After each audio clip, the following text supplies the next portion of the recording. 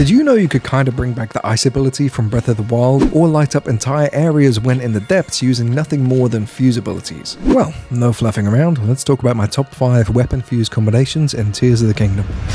Cryonis was an awesome ability to have in Breath of the Wild, and there's a way to carry it with you. Sure, you could just throw an ice fruit into the water, but that'd be a pain after a while. Instead, fuse your weapon to the block of ice you created while doing so, and you'll pretty much be able to walk on water just by swinging your weapon beforehand. Bonus tip, this also works with ice items on lava, just be a little bit more careful. Moving on. Two-handed swords are some of the best in game, but they have a very obvious drawback. You can't defend yourself while using them. So, to solve this issue, whip out any shield and fuse it to your two-handed weapon. You'll now automatically defend yourself when locking onto an enemy, particularly great for Lynel fights, something we'll talk more about in a minute.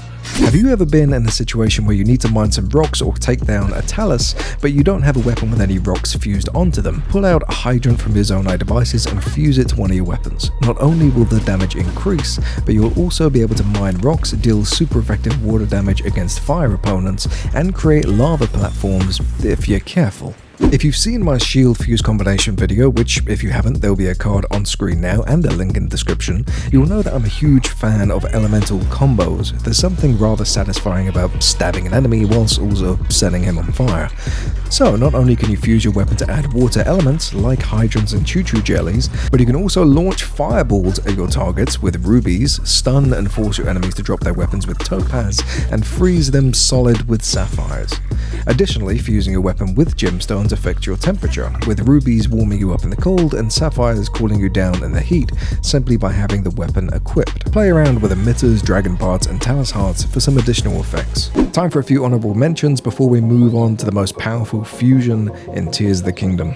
Attaching a spear to another spear creates a super long spear. Who would have guessed? It's great for hitting enemies from a distance, but it doesn't do much else besides that. Light rods are incredibly useful when exploring the depths. Create one by fusing a star fragment to a rod. They naturally produce a faint glow, but when swung they send off 3 incredibly bright balls of light into the distance. And finally, rather than telling you how cool beam emitter boomerangs look or how far rocket spears can go, it's probably best to tell you that fusing light dragon pieces onto your weapons actually heals you as you deal damage. This works best for spears and swords, as every single hit on your enemy recovers a quarter of a heart, and these weapons hit fastest. Now, time to get the most powerful weapon in the game.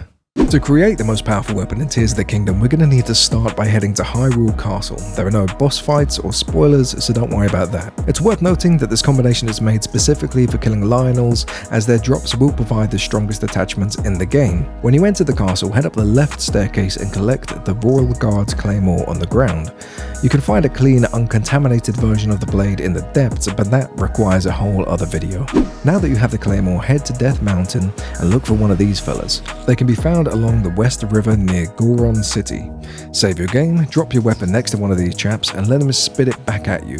Your weapon will now have an attachment. There are a bunch that could be given and they're completely random, but you're looking for one that increases damage. If you didn't get the enchantment you wanted, simply reload your save and try again.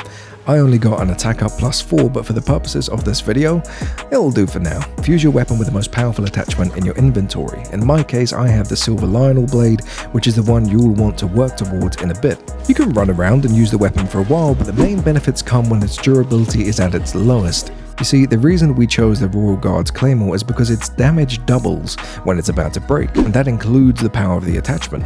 So get the durability down until you see this message. You'll see that the base damage shoots from 91 all the way to 182, quickly becoming an absolute demon. Now, if you swing this a few more times, it's going to break, so here's where the whole plan comes together. When fighting Lynels, you can hit them in the face with an arrow to stun them temporarily, at which point you can leap onto their backs and unleash a flurry of attacks with your damaged blade, dealing incredibly high damage with every strike without the blade's durability being affected at all. From here onwards, farm some Lynel parts and use their attachments to power up every other weapon in your inventory. That's all for now. Next week I'll be sharing my favorite fuse combinations for bows. Subscribe if you want to see that, and remember there's already a video on shield combos on my channel. See you in a bit.